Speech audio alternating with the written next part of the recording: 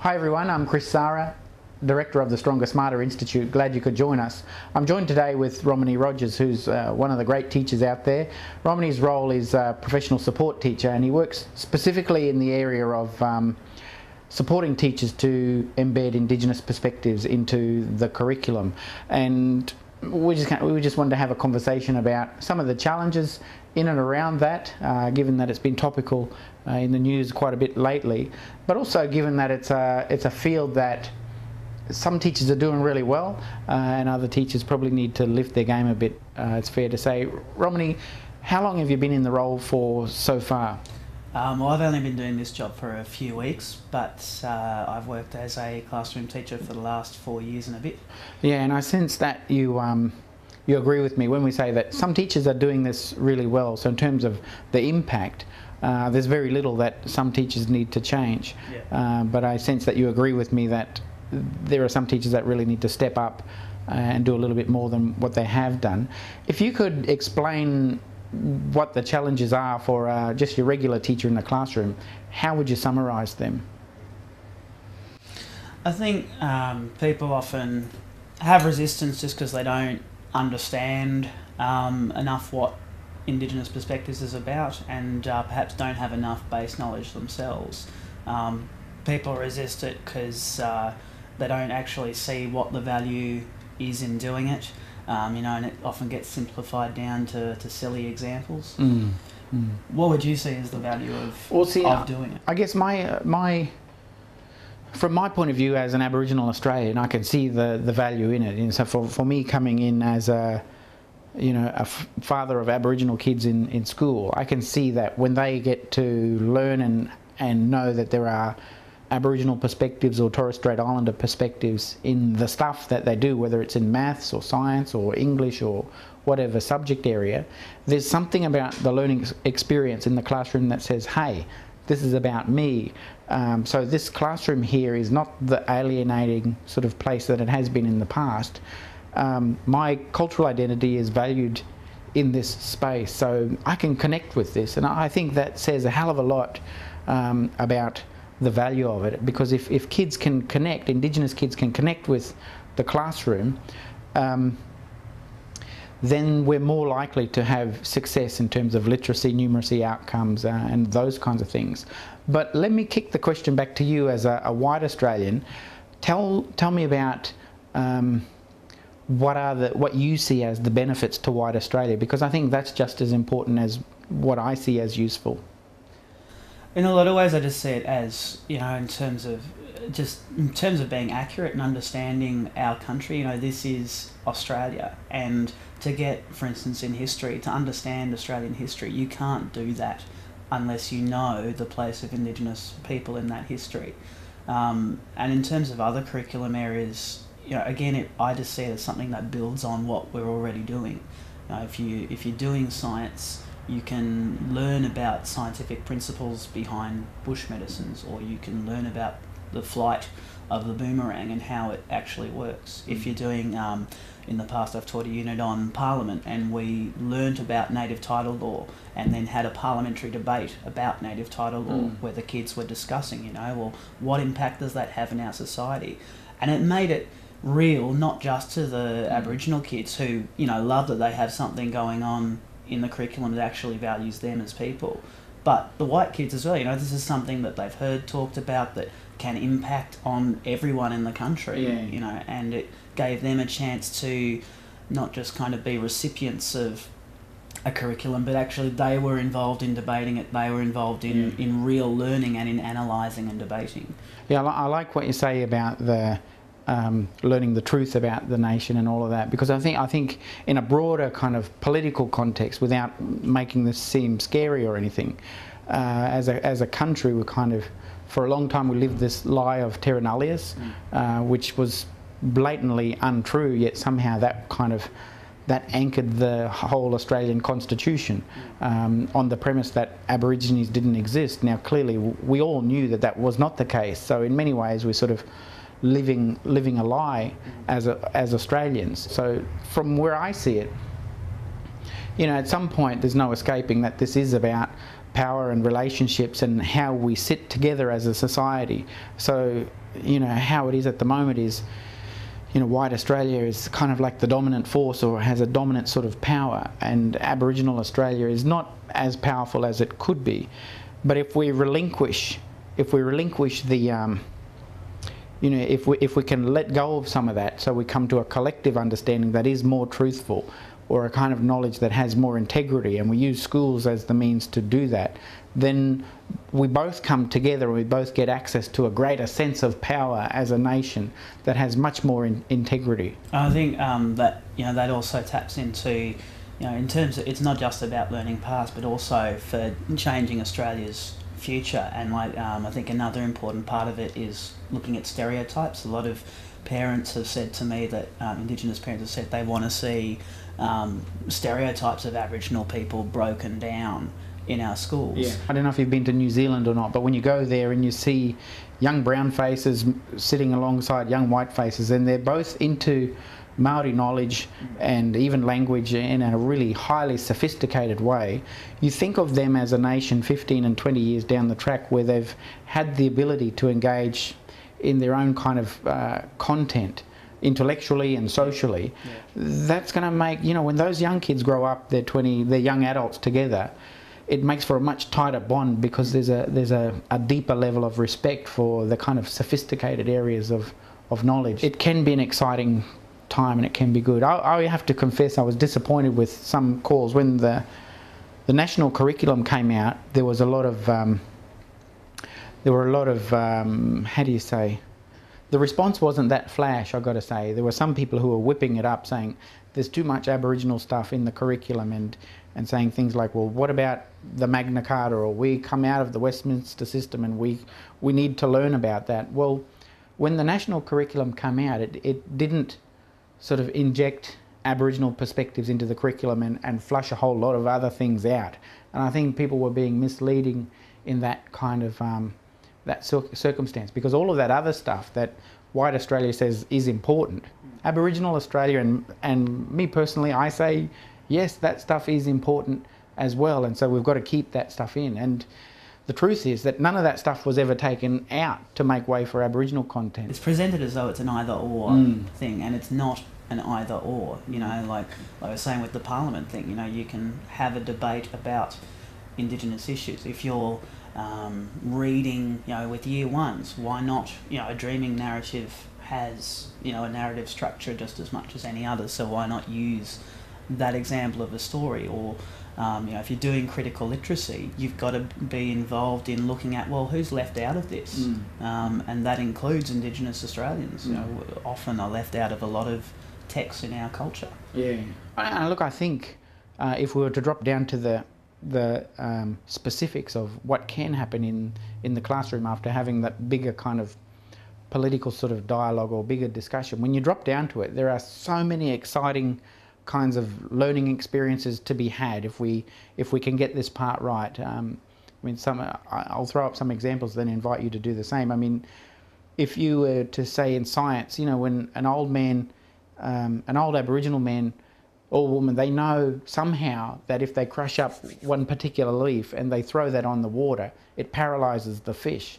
And they take whatever they need, and then they know that the others are going to come back and then swim off, and that they can come back to pick them up another day. I mean, how is it? That is tremendously sophisticated knowledge, but there is some exciting science that occurs in there. Wouldn't that be fascinating? White kids would love understanding that, and Aboriginal kids would love getting in and understanding just what chemical reaction occurs. I mean, if you're throwing a spear and you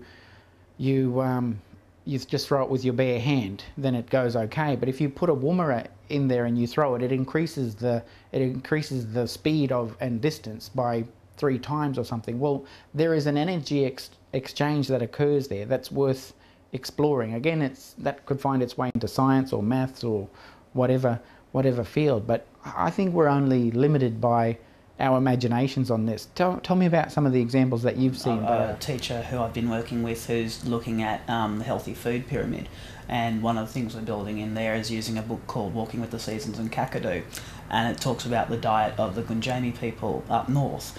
And it shows how, firstly, they have a lot of scientific knowledge about the seasons up there. I think we were saying before that a lot of people grow up with this perception that Indigenous people just kind of wandered around aimlessly and hoped they stumbled across a kangaroo at some point.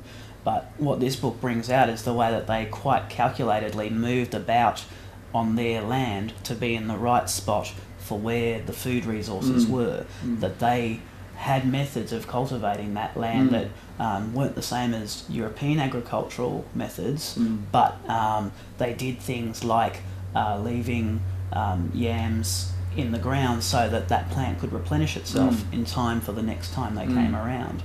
And what this teacher is doing is, I mean, that book identifies a whole bunch of native foods that are eaten still today by the Gundjami people, and they're going to actually classify those into the healthy food pyramid to show how that traditional diet still provides the same good levels of nutrition that you can get from a European diet. Let me ask you something else, because there's another part to this which is serious, and I imagine some teachers would be daunted by it.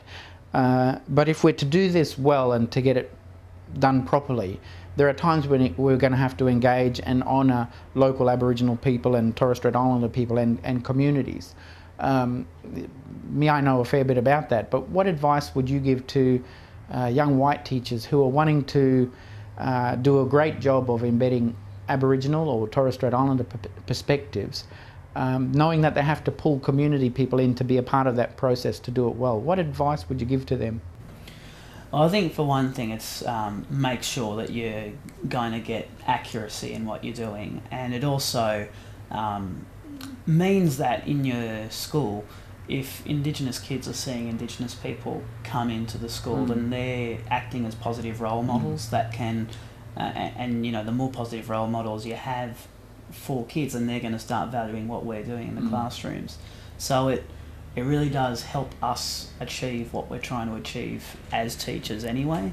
But I guess, it does take work to go out there and to build links with the community, but I think it takes less work than sitting around and complaining about the fact that you don't get results. You can sit there all day and say, a kid doesn't come to school. But if you can go out there and build a positive relationship with a parent, and they value what you're doing, and you and they know that you value them, you've got that relationship of trust. After that initial work, it becomes much easier to get the kid in, and it means that you're not putting in as much time outside of school, and also in school you're not having to go back and revisit everything because that kid was away, or go back because this kid hasn't learnt enough stuff yet. It actually builds on what you're doing. It actually does in the long run make your job easier. Yeah, it certainly does. In a related sort of question, tell me, Romany, you may have seen some effect already.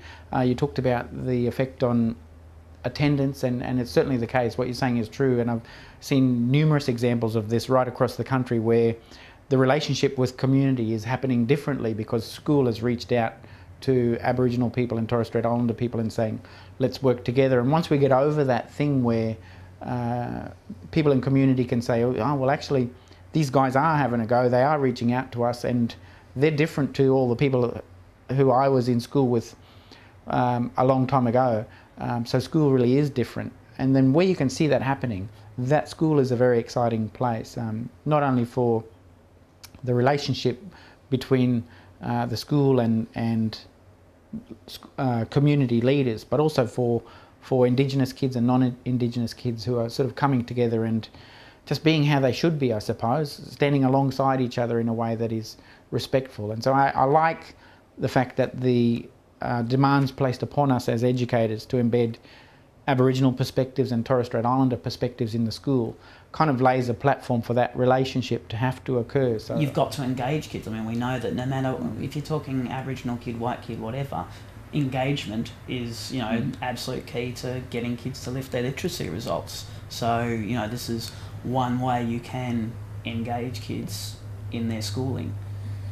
What would you see as? Well, I guess I was going to ask you. To me, again, like you, it's obvious that if we can get kids to connect and say, hey, this place has something for me, so it's a positive place. And if kids are feeling good about their cultural identity, that's going to have a positive effect on their overall student performance. One question I want to ask, you're a white guy playing in this kind of space, which I think is fantastic because it lets you show leadership in a way that a lot of white people should be showing leadership in terms of pursuing Indigenous perspectives in curriculum. But the key issue here is you're an educator and we're all educators, and so we've all got a part to play in this. But how do you feel about being a non-Indigenous person playing in what is perceived as an Indigenous space? I think it shows, I'm not being at all unrealistic. I was a classroom teacher only a matter of weeks ago, and as I'm a white fella, and so I've been out there, I've done this, I can say what I did in the classroom, and it simply is something that builds. I can say these were my Indigenous kids last year, this is the reading results I got from them. I've got specific examples of where I've achieved, just as tell me one of those examples of one particular child without mentioning names. Yeah, without mentioning names. I guess one example would be a kid who I had a couple of years ago, Year 5-6 kid, and one day I brought out the Indigenous Languages map by David Horton, and we were just talking about what language groups lived in different parts of Australia, and this kid didn't know what language group he had been, and he came back to me the next day very excited because he'd actually gone home and found out that he was Waka Waka Mob.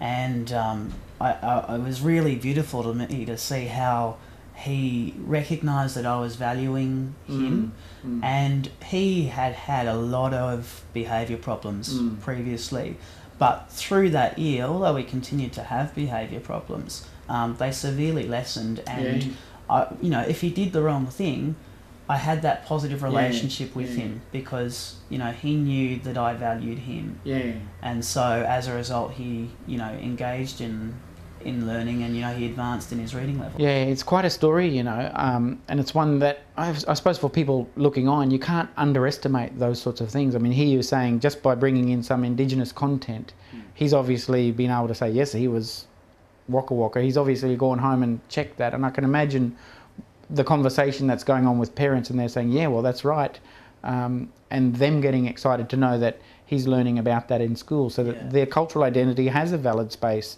in the school, which is an institution that has to have integrity, and the way that we give it more integrity is by honouring people's cultural identity in there, which is what you've done. And you're saying that it's had an effect on his student performance, but also on his behaviour as well. So it's very exciting to hear that, and I think people watching on can learn a lot from that. So if I could build on that though, because like I said, for me, one advantage is that what I can say, this is what I did, but one of the reasons why you've had a lot of respect and have the reputation you do is that you also have worked in schools, and we can look at you've got the runs on the board.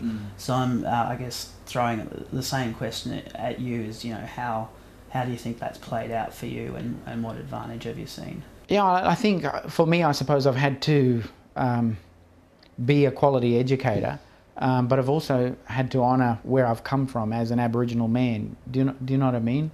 And so I think it's important that we do both, and that we have credibility in both spaces. And obviously working in a school and doing the hard yards and sweating blood are the kinds of things that give that sort of credibility. But in the whole while, I've had to be able to reconnect with my sense of cultural identity and retain a sense of loyalty to that and honour that. And it's why when I ran Sherbrooke School, we did the strong and the smart. So it wasn't just about academic outcomes.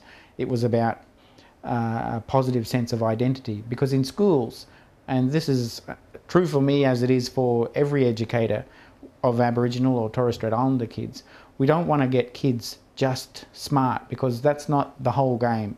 We've got to make them strong as well, and the way that we make them strong is to embed those kind of Aboriginal perspectives or Torres Strait Islander perspectives into the learning space, like the classrooms, which really should be the sacred space. And in that sacred space, which is our classrooms, people have to be able to connect with that, with their own sense of cultural identity, and they need to feel good about that. So, yeah, I'm just really glad to have the conversation with you, with me as an Aboriginal man, you as a white teacher.